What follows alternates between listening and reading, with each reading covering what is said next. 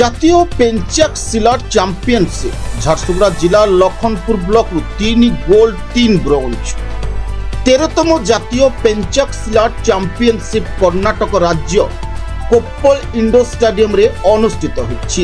এতে ওড়িশার 70 জন খেলাড়ি অংশগ্রহণ করিଥିବା বেলে ঝারসুগুড়া জেলা লক্ষণপুর ব্লকর শৈভম মার্শাল আর্টস ইভ थर्माल academy senior coach Riyajat Khan और जसवंत लुहार को तत्वावधान में 10 जन खिलाड़ी अंशग्रहण करते।